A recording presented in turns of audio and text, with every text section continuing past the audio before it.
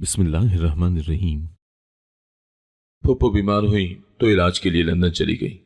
साल बाद वापस आई तो अब्बा के सामने हाथ जोड़कर बोली कि मेरी जिंदगी का कोई भरोसा नहीं, बस तुम्हारी बेटी को बहू बनाना चाहती हूँ। ये सुनकर अब्बा बहुत खुश हुए क्योंकि फुप्पो बहुत अमीर थी जबकि अब्बा मजदूरी करते थे। फौरन मुझे ब्याह दिया। हर कोई मेरी किस्मत पर रश कर रहा था। रुखसत होने के बाद मैं लंदन आ गई। 3 रात शादी की बहुत अच्छी गुजरी, मगर चौथी रात फुप्पो मुझे प्यार से बोली, आज मेरा अस्पताल में चेकअप है, तुम मेरे साथ चलो। मैं जब वहां गई तो फुप्पो ने डॉक्टर के कान में कुछ कहा तो डॉक्टर मुझे अपने साथ एक कमरे में ले गया, जहां कदम रखते ही मेरे पांव तले से जमीन निकल गई। मैं उल्टे कदम भागने लगी, मगर फुप्पो ने मुझे बालों से पकड़कर। जब फुप्पो लंदन से लौटी तो उनके लहजे में एक अजीब सी मिठास थी। वो हमेशा सख्त लहजे में बात करती थी, मगर उस दिन जब वो अब्बा के सामने बैठी थी तो उनकी आवाज में एक नरमी थी जो मैंने पहले कभी महसूस नहीं की। अब्बा रोज की तरह मजदूरी कर लौट कर आए थे। मट्टी में अटे हुए कपड़े, थकन आंखों से झलक रही थी। जैसे ही उन्होंने फुप्पो को देखा, हाथ झाड़कर साफ किए और जमीन पर बैठ गए। फुप्पो ने गला खनकारा और बोली, भाईजान, मेरी जिंदगी का कोई भरोसा नहीं, न जाने कल हो या ना हो। एक ख्वाहिश है दिल में, चाहती हूं कि मेरी बहू तुम्हारी बेटी बने। अब्बा की आंखों में चमक आ गई। मेरा दिल जोर से धड़कने लगा। माँ ने चूल्हे से हाथ खींचा और फुप्पो को हैरत से देखा। फुप्पो ने आगे बढ़कर मेरे सर पर हाथ रखा। ये बहुत प्यारी बच्ची है, अपने बेटे के लिए बस ऐसे ही बहू चाहती हूँ। मैं चुप रही। अंदर एक अजीब सा शोर मच रहा था, लेकिन बाहर एक लफ्ज न निकल सका। चंद दिनों में बात आगे बढ़ गई। फुप्पो के बेटे जो लंदन में थे, उनका वीज़ा, कागजात, सबकी बातें हुई। निकाह की तारीख रखी गई, लेकिन रुखसती के बारे में फुप्पो ने वाजे कहा कि रुखसती उस दिन होगी जब उसका पासपोर्ट और वीज़ा सब तैयार हो जाएगा। मैं अपनी बहू को सीधा लंदन लेकर जाऊंगी और दुल्हन बनाकर ले जाऊंगी। सबको ये बात बड़ी अच्छी लगी। हमारे जैसे गरीब लोग जो दिन भर की दिहाड़ी में गुजारा करते हैं, उनके लिए ये सब ख्वाब जैसा था। अम्मा दिन रात दुआएं करने लगी। मोहल्ले की औरतें रश्क से देखने लगी। सब कहने लगे, अरे नसीब देखो लड़की का, दुल्हन बनकर लंदन जाएगी। निकाह के बाद सब कुछ बदल गया था, लेकिन एक अजीब तरतीब से। उस दिन जब मौलवी साहब ने मेरे सामने अल्फाज दोहराए थे और मैंने कबूल है कहा था, मेरे दिल में बहुत सी धड़कनें थी, मगर चेहरे पर खामोशी। फिर कई दिन गुजर गए और फुप्पो ने कहा, अब हम तुम्हें रुखसत करेंगे, लेकिन सीधा लंदन ले जाकर। मैंने सिर्फ सर हिलाया। अम्मा कुछ दिन के बाद बीमार हो गई, शायद इसलिए कि मैं पहली बार हमेशा के लिए उनसे अलग हो रही थी। मगर फुप्पो ने सब संभाल लिया था। वो दवाई लाई, अम्मा के पास बैठी और मेरी छोटी बहन के लिए चॉकलेट्स लेकर आई। शादी की तकरीब सादा रखी गई। मोहल्ले में 2-3 खवातीन आई। फुप्पो ने मुझे खुद तैयार किया। सुर्ख जोड़ा, सादा मेकअप और एक सोने की छोटी सी चेन मेरे गले में पहना दी। ये मेरी पहली कमाई थी, मैंने अपने लिए रखी थी, मगर अब ये तेरे नसीब की निशानी है। रुखसती के बजाय फुप्पो के घर मुंतकिल होना एक नई दुनिया में कदम रखने जैसा था। वहाँ सब कुछ तरतीब में था। एक कमरा जो खास मेरे लिए तैयार किया गया था, सफ़ेद पर्दे, खुशबूदार मोमबत्तियाँ और बेड पर गुलाब की पत्तियाँ। पहली रात फुप्पो मेरे साथ रही। वो मेरे सिरहाने बैठी रही, मेरे बालों में उंगलियां फेरती रहीं और पुरानी बातें सुनाती रहीं। मेरी माँ भी ऐसे ही सुलाती थी, बालों में उंगलियां फेरते फेरते दुआएं देती थी। दूसरी रात जब मैंने इसरार किया कि मैं तन्हा सो सकती हूँ, तो वो मुस्कुराकर बाहर चली गई। मैं बिस्तर पर लेटकर छत को देखती रही। एक अनजान शौहर, एक नया घर, एक परदेश जो मेरे करीब आ रहा था, मगर इन सब में एक खामोशी थी, एक खालीपन। तीसरी रात उनका फोन आया। मैं कमरे में बैठी थी। फुप्पो ने कॉल की और कहा, बात करो, वो तुमसे खुद बात करना चाहते हैं। मैंने फ़ोन कान से लगाया। हेलो, अस्सलाम वालेकुम, मैंने आहिस्ता से कहा। वालेकुम अस्सलाम, तुम ठीक हो? आवाज़ में जज्बात नहीं थे, सिर्फ रस्मी सा लहजा। जी। खामोशी। बस कुछ दिनों में सब तैयार हो जाएगा, फिर हम लंदन में मिलेंगे। मैंने ठीक है कहा और फ़ोन बंद हो गया। ये मेरी पहली और आखिरी कॉल थी उससे। चौथी रात फुप्पो ने कहा, बेटी आज चेकअप है, जल्दी निकलना होगा। लंदन जाने से पहले सब डॉक्टरी रिपोर्ट्स ज़रूरी होती हैं। सुबह सवेरे में तैयार हुई। फुप्पो ने खुद मेरे कपड़े निकाले, मेरा दुपट्टा तरतीब दिया। फिर हम रक्शे में बैठकर अस्पताल पहुंचे। अस्पताल निस्बतन साफ था।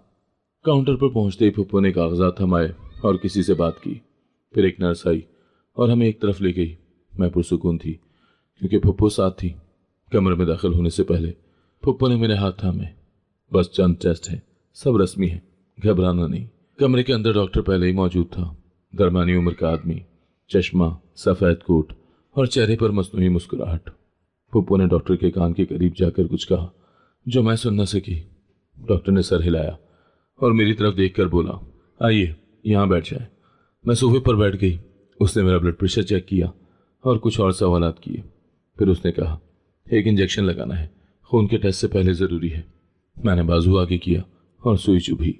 फिर जैसे दुनिया धुंधली होने लगी। चंद सेकंड में सब कुछ धुंध बन गया। आँख खुली तो सर के पीछे शदीद दर्द था।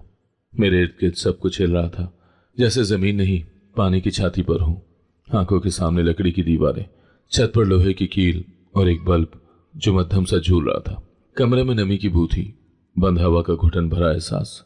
मैंने उठने की कोशिश की मगर जिस्म जैसे किसी ने निचोड़ दिया हो। बाजू पर सुई का निशान था, हाथों में कमजोरी थी और सांस भी मुश्किल से आ रही थी। पांव से जूते गायब थे और पहने हुए कपड़े बदल चुके थे, ढीले, गैर मानूस, जैसे किसी अस्पताल या कैद खाने का लिबास हो। कमरे में कोई खिड़की नहीं थी, सिर्फ एक छोटा सा रोशनदान जहां से समंदर की नीलाहट झलकती थी। मैं रेंगते हुए उसके करीब पहुंची। नीचे पानी था, गहरा, खामोश और ना खत्म होने वाला। दूर दूर तक सिर्फ नीला रंग और कुछ चिड़ियों की आवाज। मेरे दिल में पहला ख्याल आया, मैं जमीन पर नहीं हूं, मैं किसी बहरी जहाज पर हूं। दरवाजे पर लोहे की सलाखें थी, बाहर से ताला लगा था। कमरे के बाहर धीमी आवाजें आ रही थी, कोई गैर जबान में बात कर रहा था। कुछ बोलियां जिन्हें मैं समझ न सकी, कुछ हंसने की आवाजें, कुछ भारी कदम। फिर अचानक दरवाजा खुला। एक अजनबी औरत अंदर आई, दरमियानी उम्र, गंदी रंग, गोल सा चेहरा। हाथ में एक थाली थी जिसमें 2 स्लाइस, थोड़ा सा पनीर और एक बोतल में पानी था। उसने मुझसे नजरें नहीं मिलाई, बस थाली मेरे सामने रखी और बोली, खाओ। आवाज में करख्तगी थी। मैं कहाँ हूँ? मैंने घबरा कर पूछा। उसने कोई जवाब नहीं दिया। मुझे यहाँ क्यों लाया गया? वो पलटी और जाते जाते सिर्फ इतना कहा, बेहतर है सवाल न करो। दरवाजा दोबारा बंद हो गया। उसके साथ ही एक और कफल की आवाज आई। मैं ट्रे को घूरती रही मगर भूख का एहसास कहीं गायब हो चुका था। कुछ समझ ही नहीं आ रहा था, ये कौन लोग हैं, कहाँ ले जा रहे हैं, मुझे क्या बेच दिया गया है। अगले चंद घंटे सन्नाटे में गुजरे। मैं दीवार से लगकर बैठी रही। जहन में सिर्फ धुन थी। दिन कब गुजरा और रात कब आई, अंदाजा ही नहीं हुआ। फिर कुछ देर बाद बाहर से शोर सुनाई दिया। कोई नई लड़की चीख रही थी। मैं दरवाजे के करीब गई तो आवाज़ साफ सुनाई दी, मुझे जाने दो, मैंने कुछ नहीं किया, प्लीज़। उसके बाद धप की आवाज़ आई, जैसे किसी को धक्का दिया गया हो। कुछ समय के बाद चीख बंद हो गई। अगले दिन या शायद रात, वक्त का अंदाज़ा नहीं था, 3 आदमी आए। दरवाज़ा खोला। उनमें से एक लंबा और सांवला था, दूसरे 2 के हाथ में कागज़ और फाइलें थी। उठो, चलो हमारे साथ। मैंने हिचकिचाकर पूछा, कहाँ ले जा रहे हो? बस चुपचाप आ जाओ, सवाल कम करो। उन्होंने मेरा बाजू पकड़कर खड़ा किया। मेरी टांगें कांप रही थी मगर उन्होंने मुझे सहारा देने के बजाय घसीटते हुए बाहर निकाला। लंबी और तंग राहदारी, जंगालू दीवारें, हर चंद कदम पर सलाखों से बंद दरवाजे। रास्ते में मुझे 4 और लड़कियां नजर आईं, सब नौजवान, सब सहमी हुई। कोई हाथ बांधे बैठी थी, कोई आंखें बंद किए लेटी हुई। मुझे एक बड़े कमरे में ले जाया गया। वहाँ कुछ मेज़ें थी, एक कंप्यूटर और वो मर्द जो मेरी फाइल देख रहे थे। उम्र 21 साल, शादीशुदा? हाँ। उन्होंने एक दूसरे की तरफ देखा। फिर एक ने दूसरे को अंग्रेजी में कहा, मार्केट वैल्यू ठीक है। मैं कुछ न समझी, सिर्फ वो लफ्ज़ मार्केट वैल्यू मेरे दिमाग में अटक गया। उन्होंने मुझे दोबारा कमरे में वापस छोड़ा। जाते जाते उनमें से एक ने दरवाजे पर मौजूद सलाखों पर हाथ मारकर कहा, आज रात पहरा सख्त होगा, तैयार रहना। तैयार? किस चीज़ के लिए? मेरी आंखों से आंसू नहीं निकल रहे थे, जैसे जिस्म ने हर एहसास को सूना कर दिया हो। मैं बस बैठ गई, हाथों में चेहरा छुपाकर। फिर मुझे वो दिन याद आया जब मैं पप्पू के साथ अस्पताल गई थी। तब शायद मेरी किस्मत नहीं बदली थी, बल्कि कीमत लगाई जा रही थी। फिर याद आया उनका कहना, ये मेरी जिम्मेदारी है। ये उनकी जिम्मेदारी थी, मुझे भेज देना। मेरे सवाल का जवाब सादा था मगर उसका सच बहुत भारी था। हाँ, मुझे बेचा गया था। कमरे के बाहर कदमों की आहट सुनाई दी। ये मामूल बन चुका था। दिन में 2 या 3 बार कोई आता, पानी या रोटी फेंक कर चला जाता। मगर आज कदमों की रफ्तार मुख्तलिफ थी, जैसे कोई जल्दी में हो। दरवाज़ा खुला और 3 आदमी अंदर दाखिल हुए। उनमें से एक वही था जो पिछले दिन फाइलें देख रहा था। बाकी 2 के चेहरे नए थे।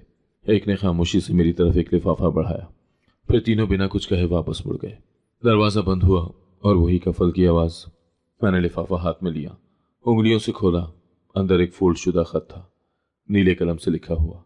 जैसे जैसे मैं पढ़ती गई आंखें कागज़ पर जम गई, मगर हुरूफ दिल पर पर्चियां बंद कर उतरते रहे। अस्सलाम वालेकुम। मुझे मालूम है तुम ये पढ़कर सदमे में आ जाओगी, मगर मेरे पास तुमसे छुपाने को अब कुछ नहीं। तुम्हें सब सच जानना चाहिए। मेरी माँ यानी तुम्हारी पप्पो, उनकी तबीयत लंदन में बहुत ख़राब थी। इलाज के लिए बहुत पैसे दरकार थे, इतने कि मेरे पास से बाहर। मैंने आंखें बंद की, दिल चाहा कि पढ़ना बंद कर दूं, लेकिन हाथ ना रुका। ये वो वक्त था जब हमें एक मौका दिया गया, एक ऐसा रास्ता जिससे हमें पैसे भी मिलते और तुम्हारा नाम भी छुप जाता। माँ ने कहा कि तुम बेहतरीन हो, शरीफ हो, और सबसे बढ़कर तुम्हारा कोई पूछने वाला नहीं। मेरी उंगलियां कांपने लगी। लफ्ज़ अब भी पढ़ने जा रही थी, लेकिन जैसे हाथ इनकार कर रहे थे। मैंने तुम्हें बेच दिया। ये लिखना आसान नहीं, लेकिन हकीकत यही है। मैंने तलाकनामा दस्तखत करके रवाना कर दिया है। तुम अब आज़ाद हो इस कैद में। तुम्हें दोबारा कोई नहीं पहचानेगा। तुम्हारी कीमत लगी और बहुत अच्छी लगी। ये जुमला आखिरी कतरा था। बस शुक्रिया कहना था। तुमने मेरी माँ की जान बचा ली। तुम्हें शायद नफरत होगी मुझसे, मगर मुझे तुमसे कभी मोहब्बत नहीं हुई। तुम सिर्फ एक हल थी, एक सौदा। खत मेरे हाथ से छूटकर जमीन पर गिर गया। मैं देर तक दीवार से टेक लगाए बैठी रही। बाहर समंदर की आवाज़ आ रही थी, जैसे वो भी मेरे हाल पर मातम कर रहा हो। कमरे की हवा कुछ भारी हो गई थी। रोशनदान से आने वाली रोशनी भी मध्यम हो चुकी थी। वो खत जो मेरे हाथ में दिया गया था वो एक रसीद था, मेरी बर्बादी की कानूनी रसीद। रात गए किसी ने दरवाजे पर दस्तक दी। मैंने कोई जवाब नहीं दिया। फिर दरवाज़ा खुला। एक लड़की अंदर दाखिल हुई। शक्ल से बंगाली लगती थी, बाल उलझे हुए, कपड़े बोसीदा। तुमको भी खत दिया? उसने पूछा। मैंने सर हिला दिया। मेरे शौहर ने तो वीडियो भेजा था, उसमें वो हंस रहा था, कह रहा था बचपन की दोस्ती का कर्ज उतारा है, तुझे बेचकर अपना वादा पूरा किया है। वो हंसने लगी, बेआवाज, जैसे हंसी नहीं पागलपन हो। मैंने उससे पूछा, ये सब कब तक चलेगा? वो बोली, जब तक हम बिकने के काबिल हैं, फिर हमें फेंक दिया जाएगा। अगले 3 दिन लड़कियों को ले जाया गया। एक लड़की ने मज़ाहिमत की तो उसके मुंह पर चपत पड़ी, उसे घसीट कर ले जाया गया। बाकी सब साकत बैठे रहे, जैसे हर किसी को अपनी बारी का इंतजार हो। दोपहर के वक्त दरवाजे के नीचे से एक नई चप्पल फेंकी गई। उस पर मेरा नाम लिखा था और साथ में यूनिट नंबर 4। मैंने चप्पल नहीं पहनी। मुझे सिर्फ अपना नाम देखकर लग रहा था कि अब मैं कोई शख्स नहीं, सिर्फ एक यूनिट हूँ। शाम को एक मर्द आया, सफ़ेद वर्दी में, हाथ में फाइल। उसने कहा, तैयारी रखो, कल सुबह तुम्हें शिफ्ट करना है। कहाँ? जो जगह तुम्हारी कीमत के मुताबिक मुनासिब हो। फिर वो चला गया। सुबह होने से पहले ही मुझे जगा दिया गया। 2 मर्द कमरे में आए। एक के हाथ में वर्दी जैसा लिबास था, दूसरे के हाथ में छोटा सा बैग। उन्होंने कहा, ये पहन लो, कोई सवाल नहीं। मेरे सामने दरवाजे पर खड़े हो गए, जैसे अगर मैं इनकार करूं तो ज़बरदस्ती करेंगे। मैंने खामोशी से वो खाकी लिबास पहन लिया। सर पर स्कार्फ दिया गया जो आधा चेहरा ढांपता था।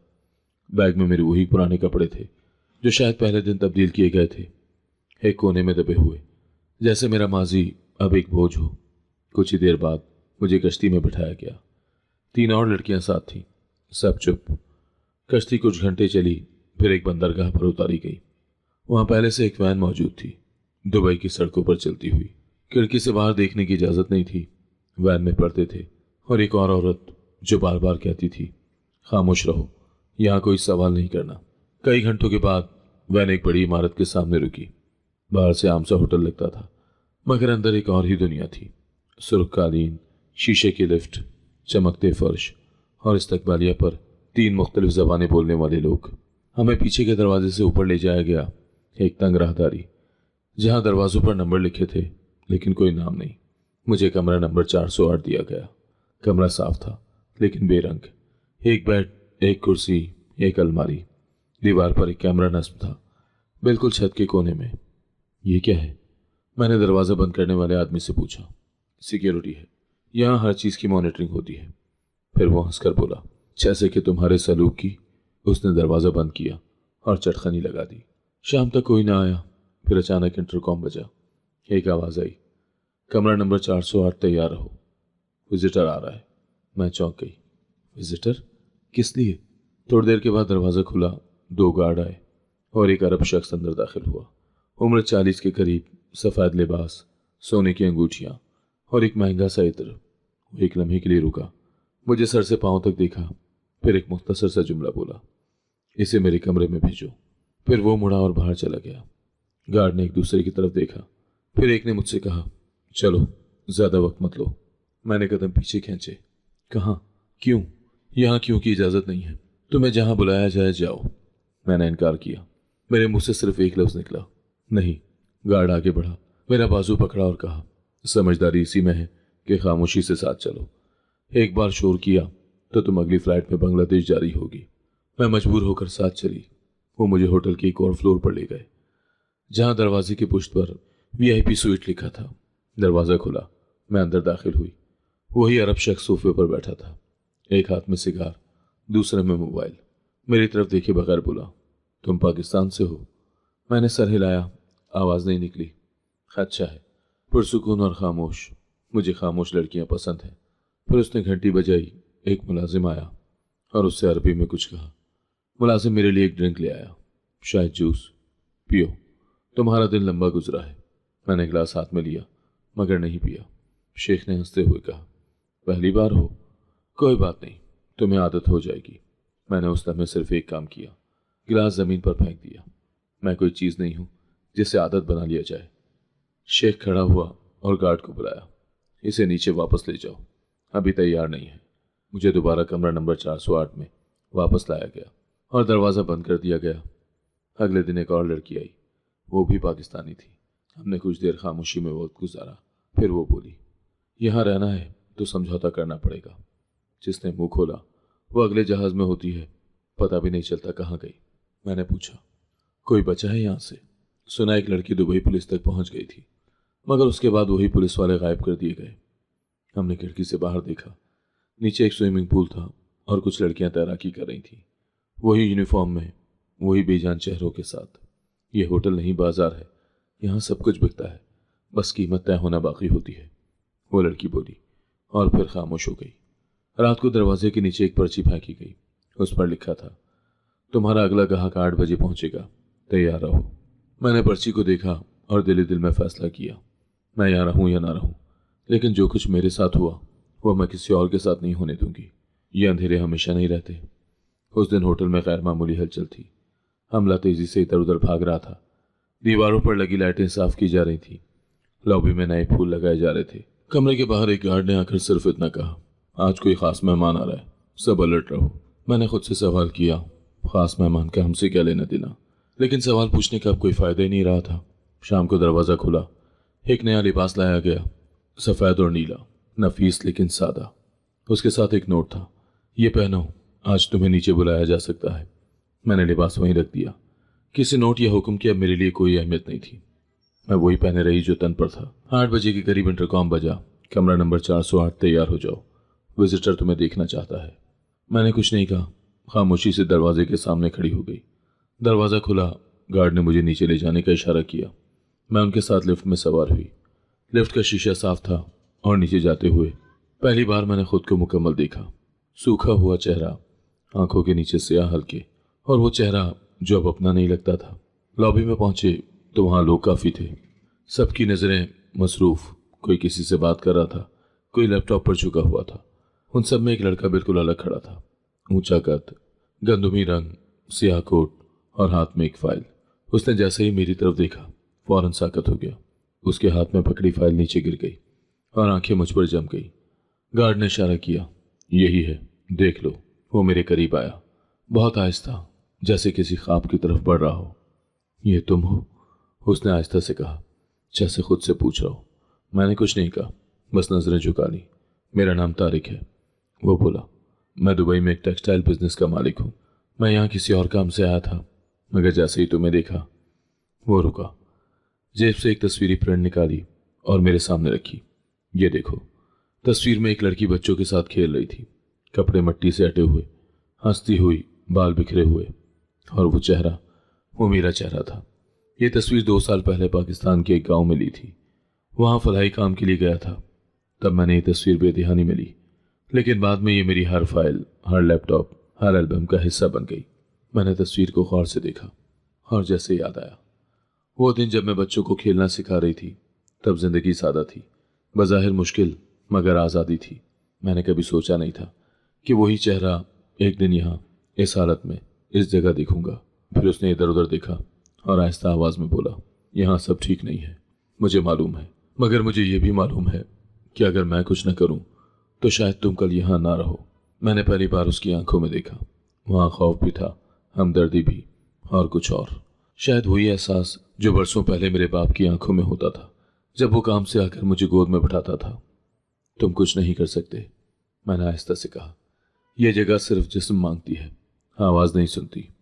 मैं कुछ न कुछ जरूर करूंगा, उसने अटल लहजे में कहा। मुझे पता है यहाँ और भी लड़कियां हैं, मैं पुलिस से राब्ता करूंगा, मीडिया में आवाज उठाऊंगा, तुम बस हिम्मत मत हारना। उसी लम्हे एक गार्ड करीब आया। वक्त पूरा हो गया है, चले। तारिक ने फौरन एक कार्ड मेरी तरफ बढ़ाया। इस पर मेरा नंबर है, जैसे ही मौका मिले फोन करना या कोई पैगाम देना हो किसी को ये दे देना, मैं समझ जाऊंगा। मैंने कार्ड लिया और बगैर कुछ कहे दोबारा लिफ्ट में चढ़ गई। ऊपर पहुंचकर दरवाज़ा बंद हुआ। मैं कार्ड को देखती रही। तारिक खान, डायरेक्टर, अल फजर टेक्सटाइल, यूएई। ये कोई ख्वाब नहीं था। पहली बार ऐसा लगा कि शायद कोई बाहर वाकई मेरी हालत को समझने आया है। उस रात सोने से पहले मैंने कार्ड अपने तकिए के नीचे रख दिया और बरसों बाद पहली बार दिल से एक दुआ निकली। अगले दिन वो दोबारा आया, मगर इस बार किसी विजिटर कार्ड या गार्ड के हमरा नहीं। एक मुलाजिम ने मेरे दरवाजे पर दस्तक दी। नीचे जाना है, मेहमान आए हैं। दिल में हल्की सी उम्मीद जागी। मैंने आहिस्ता से कार्ड जेब में रखा और गार्ड के साथ नीचे चली गई। लॉबी में पहुंचकर देखा वो वहीं खड़ा था, तारिक। इस बार उसकी आंखों में कल जैसा तजस्सुस नहीं था, एक फैसला था। उसने कुछ नहीं कहा, बस मुझे देखा। मैं समझ गई वो अब कुछ कर चुका है या करने वाला है। हमारी आंखें मिली ही थी कि होटल की पिछली तरफ अचानक एक शोर हुआ। लोग भागते हुए लॉबी से गुजरे। एक मुलाजिम ने रिसेप्शन के फ़ोन से कॉल करने की कोशिश की, मगर तारिक ने आगे बढ़कर फ़ोन की तार खींच ली। पुलिस आ रही है, सब कुछ बंद करो, किसी ने अरबी में चीख कर कहा। 2 लम्हों में होटल की फिजा बदल गई। दरवाजे बंद किए जाने लगे। गार्ड भागते नजर आए। मैं पीछे हटी। तारिक ने आकर मेरा हाथ थामा। यही रहना, कोई भी आए तुम चुप रहना। वो सीधा बाहर की तरफ भागा। कुछ ही लम्हे गुजरे थे कि बाहर से गाड़ियों के दरवाजे खुलने और बंद होने की आवाज़ें आईं। फिर एक जोरदार आवाज़, जैसे कुछ टूटा हो। मैं वहीं खड़ी रही। 2 पुलिस वाले अंदर आए, एक के पास कैमरा, दूसरे के पास वायरलेस। उन्होंने सबसे पहले इस्तकबालिया के कंप्यूटर जब्त किए। 2 खवातीन अफसरान होटल के अमले को रोक रही थी और एक एक कमरा चेक किया जा रहा था। एक अफसर ने मुझे देखा और आकर पूछा, तुम कहाँ की हो? पाकिस्तान। नाम फातिमा। उन्होंने मेरी तस्वीर ली और एक खातून अफसर को आवाज़ दी, इसे ऊपर ले जाओ, बाकी लड़कियों को भी निकालो। जब हम ऊपर पहुंचे तो कमरा नंबर 405, 406, 409, 410 खोले जा चुके थे। हर कमरे से एक लड़की निकली, सबकी हालत कमज़ोर, आंखों में नींद और खौफ। कमरा नंबर 412 बंद था। दरवाज़ा खोला गया तो अंदर कोई नहीं था, सिर्फ एक बेड और एक खाली बोतल। एक अफसर ने सर हिलाया, ये जा चुकी है, शायद सुबह ही। कुछ देर में हम 7 लड़कियां नीचे मौजूद थे।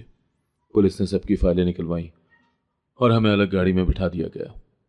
मैंने तारिक को देखा, वो बाहर खड़ा था, मोबाइल पर किसी से बात कर रहा था। उसने मेरी तरफ देखा और होंठों से बस इतना कहा, तुम महफूज हो। जब गाड़ी पुलिस स्टेशन पहुंची तो वहां पहले से 2 खवातीन मुतरजम मौजूद थी। हमें एक एक करके अंदर बुलाया गया। मेरे कमरे में एक टेबल, एक अफसर और एक औरत बैठी थी। क्या तुम्हें यहाँ ज़बरदस्ती रखा गया? अफसर ने पूछा। जी, मुझे धोखे से लाया गया था। क्या तुम्हें फ़रोख्त किया गया? मैंने सर झुकाकर कहा, हाँ। उन्होंने तफसीलात लिखी, कुछ तस्वीर दिखाई, जिनमें कुछ मर्द वही थे जो कमरे में आते थे। मैंने शनाख्त की और दस्तखत किए। एक और लड़की आई, शायद नहीं पाली। वो बोली, मेरी बहन भी साथ थी, मगर उसे पिछले हफ्ते कहीं ले गए। उसके बाद उसकी कोई खबर नहीं। हमें एक फदाई इदारे के हवाले किया गया जहाँ चंद दिन क़याम करना था। वहाँ एक बड़े हॉल में हम सबको एक साथ रखा गया। एक समाजी कारकुन आई और बोली, आप में से जो वतन वापस जाना चाहते हैं हम वो बंदोबस्त करेंगे, और जो कानूनी चाराजोई चाहे वो भी मुमकिन है। रात को हम 3 लड़कियां बिस्तर पर लेटी रहीं, खामोश। बाकी 4 कहीं और मुंतकिल की जा चुकी थी। शायद उनके केस ज़्यादा हसास थे या शायद उनके पास कोई पहचान नहीं थी। मैंने तारिक का कार्ड अब भी संभाल कर रखा था। अगले दिन उसने इदारे को कॉल की, मैं उस लड़की से मिलना चाहता हूँ जिसे कल होटल से रेस्क्यू किया गया था। इदारे ने वक्त दिया और वो आया।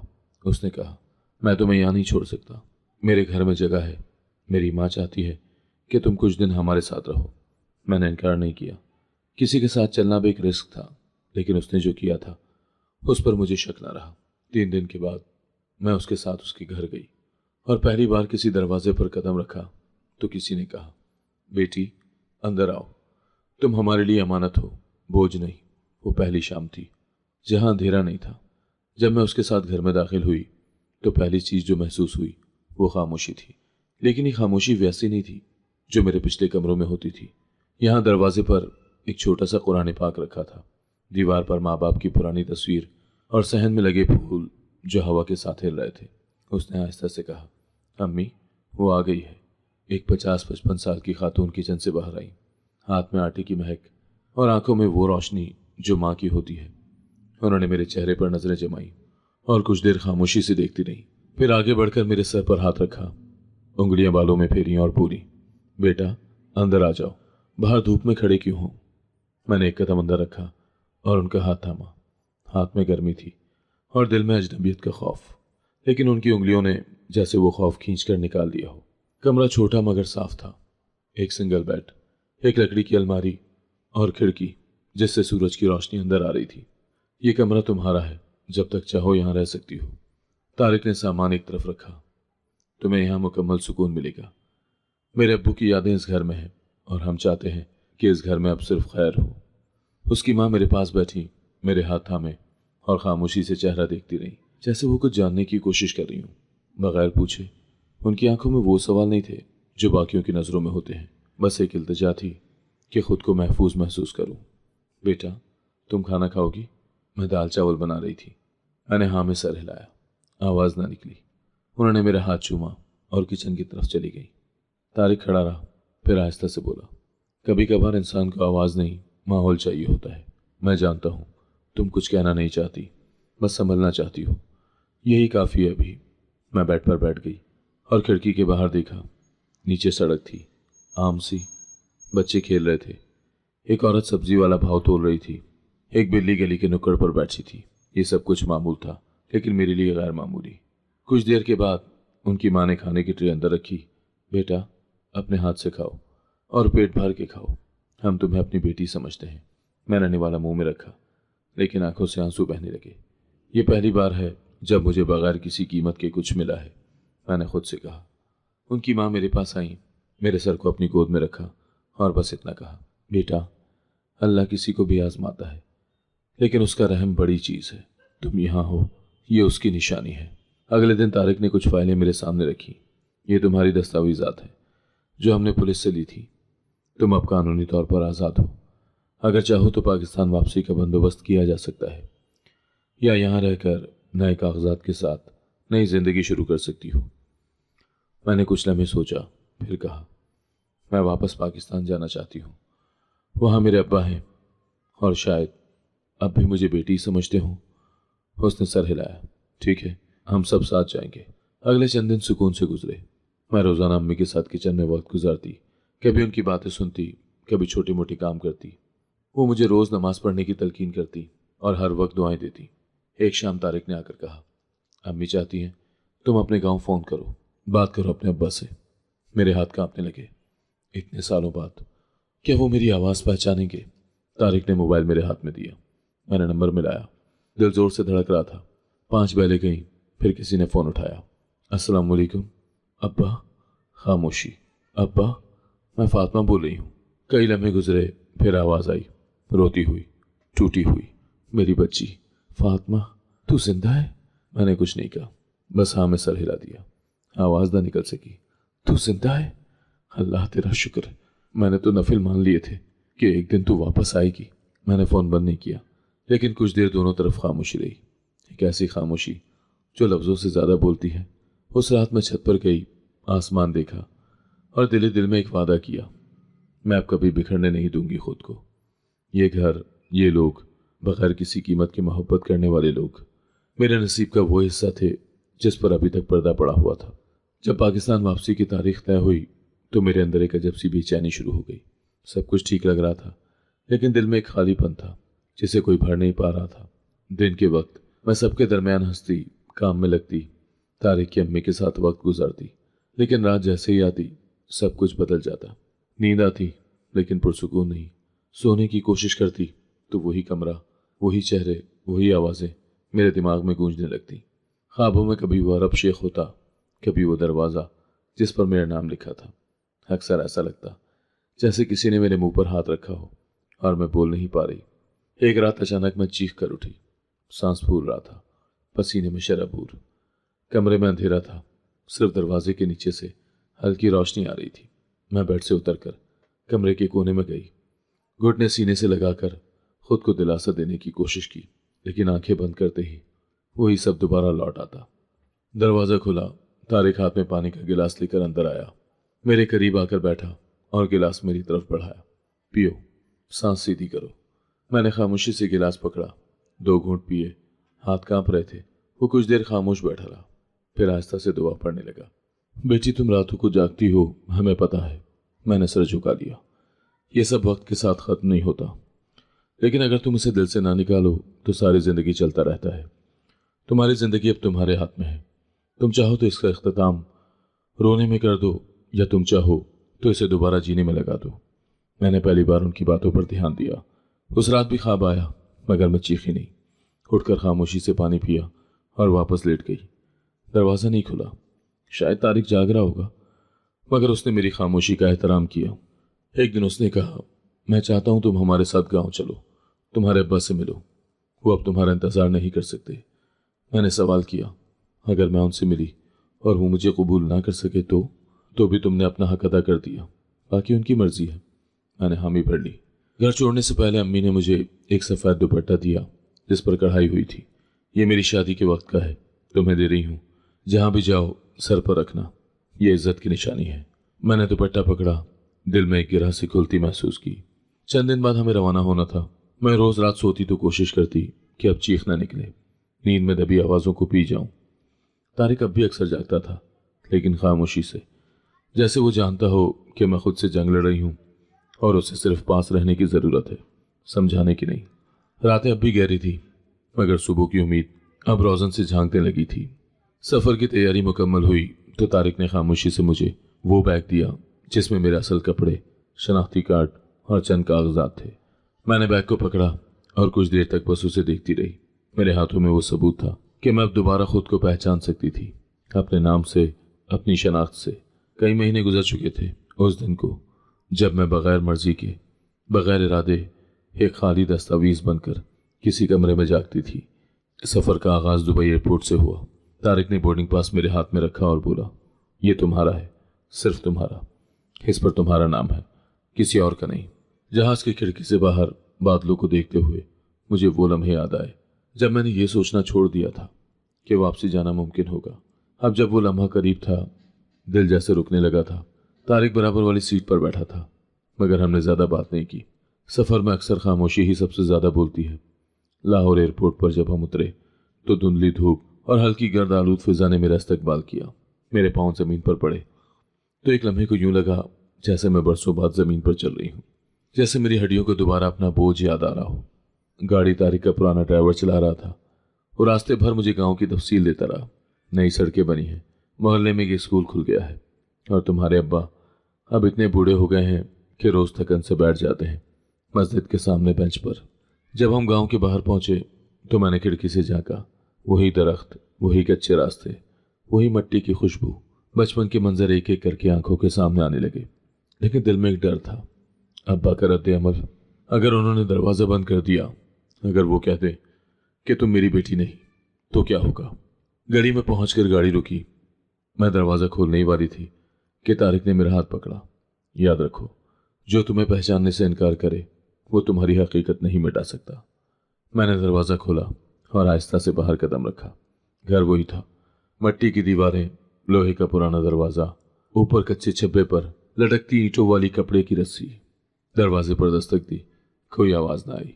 एक और दस्तक दी, फिर दरवाज़ा खुला और अंदर से मेरी छोटी बहन निकली, जो अब बड़ी हो चुकी थी। वो पहले एक पल को ठिठकी, फिर आंखों पर यकीन ना आया। फातिमा? मैंने हाँ में सर हिला दिया। वो पीछे हटी और चीखती हुई अंदर गई। अब्बा, फातिमा वापस आ गई। मैं अंदर दाखिल हुई। आंगन वही था, पुरानी लकड़ी की कुर्सी, चूल्हे के पास रखी मिट्टी की हांडी और एक कोने में बैठा अब्बा। मैं जैसे ही आगे बढ़ी, आंखों से आंसू बहने लगे। कदमों में जान नहीं रही थी। मैं अब्बा के सामने पहुंची ही थी कि वो खुद फर्श पर बैठ गए। दोनों हाथ उठाकर मेरे पांव पकड़ लिए। बेटी, मैंने तुझे रुखसत किया था लाश समझकर, मगर तू जिंदा लौटी है। मेरे आंसुओं की रवानी थम नहीं रही थी। मैं झुककर अब्बा के कंधे से लगी और वो मुझे सीने से लगाए रोते रहे। घर के बाकी अफराद इकट्ठे हो चुके थे। कोई दरवाजे के पास खड़ा हैरानी से देख रहा था, कोई चुपचाप खिड़की से झांक रहा था। तारिक एक तरफ खामोश खड़ा था, जैसे ये लम्हा सिर्फ हमारा हो। अब्बा ने मुझे देखकर कहा, क्या हुआ, कहाँ रही इतने दिन? मैंने सिर्फ इतना कहा, अब्बा जिंदा थी, बस दूर थी। उन्होंने मेरे सर पर हाथ फेरा। तू मेरे लिए मरकर भी जिंदा थी। मैं रोज दुआ करता था कि या तो खबर आ जाए या तू आ जाए। आज रब ने दोनों अता कर दिए। तारिक चंद लम्हे बाद आंगन से निकल गया। शायद उसने महसूस किया कि यहाँ मेरी और अब्बा की बातों को खलवत की ज़रूरत है। उस रात मैंने वही कमरा दोबारा देखा जहाँ बचपन में सोती थी, वही बिस्तर, वही दीवार पर पुरानी घड़ी जो अब भी बंद थी। मैंने अब्बा के पाँव दबाते हुए पूछा, क्या आपको लगा था मैं वापस आऊंगी? मैंने कभी उम्मीद ही नहीं छोड़ी, वो बोले, लेकिन जबान से कुछ नहीं कहा। बस दिल में यकीन रखा कि रब जिसे ले जाए वो वापस भी ला सकता है। अगले दिन मोहल्ले में बात फैल गई। लोग देखने आए। कुछ आंखें मोहब्बत से देखती, कुछ सवाल से और कुछ शक से। लेकिन अब्बा ने हर एक से कहा, ये मेरी बेटी है, मेरी फातिमा, और जिसने इसका साथ दिया वो मेरा बेटा। उनके लहजे में फख्र था, शक नहीं। रात को तारिक आंगन में बैठा था। मैं चाय लेकर उसके पास गई। शुक्रिया, मैंने कहा। किस लिए? उसने सवाल किया। मुझे वापस लाने के लिए। उसने चाय की चुस्की ली और आहिस्ता से कहा, अभी तो सिर्फ लाया हूं, असल वापसी तो तुम्हारा जीना है, वो तुम्हें खुद करना है। चांदनी रात में आसमान की तरफ देखते हुए मुझे पहली बार लगा कि मैं जमीन पर हूं और अब यहां से जाने का इरादा नहीं। अब्बा के घर लौटे चंद ही दिन हुए थे, मगर ऐसा लगता था जैसे बरसों की थकन किसी नर्म हाथ ने धीरे धीरे उतारना शुरू की हो। मैं रोज सुबह सहन धोती, अम्मा के पुराने गमलों में पानी देती और फिर कमरे में आकर खामोशी से बैठ जाती। अब वही दरो दीवार थे, वही गांव, मगर मैं वो नहीं रही थी।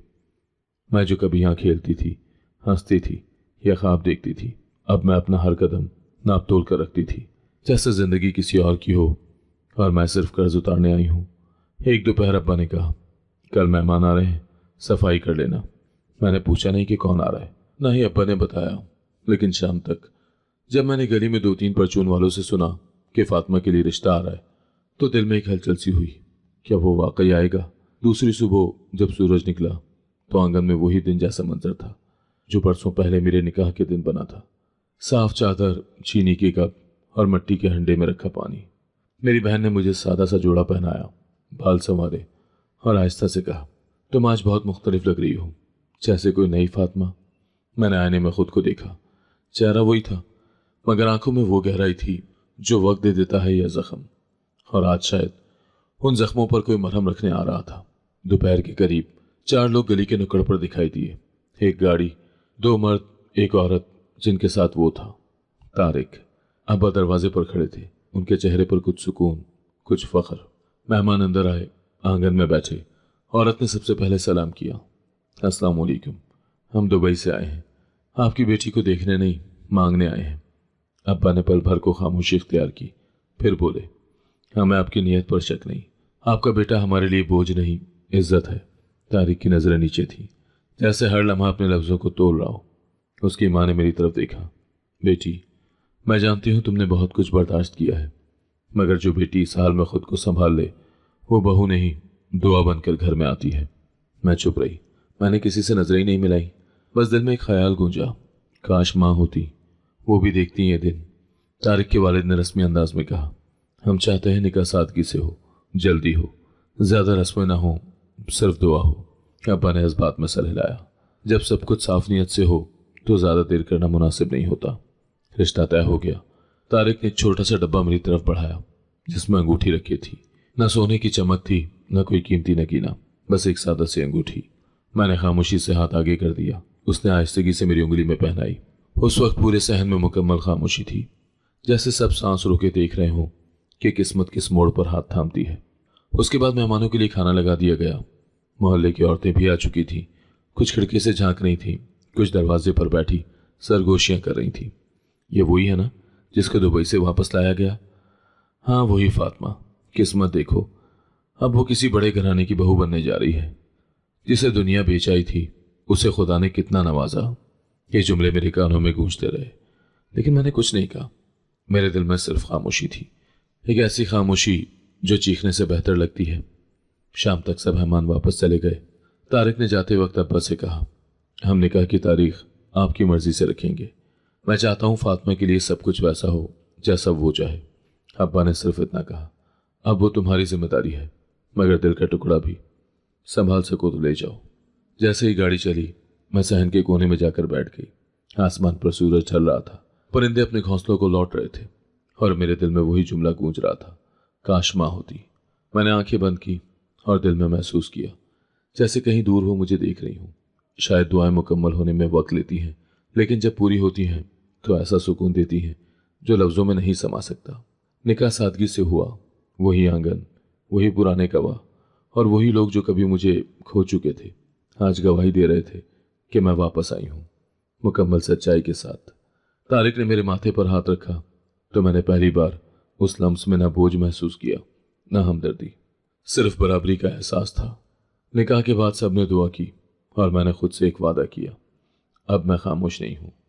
वो रात जब हम नए घर में पहुंचे तो उसकी माँ ने मेरे हाथ में एक नोटबुक दी। बेटी, अपने लफ्ज़ों को संभालो, लिखो, तुम्हारी कहानी बहुत सी कहानियों को बचा सकती है। मैंने वही रात पहली सतर लिखी, मेरा नाम फातिमा है और मैं बिकने वाली नहीं, बोलने वाली हूँ। तारिक अक्सर कहता है, तुम्हारी आंखों में अब रोशनी है, पहले वो बस देखती थी, अब समझती हैं। मैं रोज़ कुछ वक्त लिखने में गुजारती हूँ और जब कभी किसी इदारे से बुलावा आता है मैं जाती हूँ। वो मुझसे सवाल करते हैं, तुम कैसे बची? मैं कहती हूँ, मैं नहीं बची, मुझे बचाया गया, मगर अब मैं दूसरों को बचाने के लिए खड़ी हूँ। एक सेमिनार में जब मैंने अपनी कहानी सुनाई तो एक लड़की चीख मार कर रोने लगी। बाद में आकर बोली, मैं भी वहीं थी, शायद अगली बारी मेरी होती। मैंने उसका हाथ थामा, अब हम दोनों की बारी है जीने की। मैं हर उस लड़की के लिए आवाज़ हूँ जो चुप रही, बिकी या मार दी गई।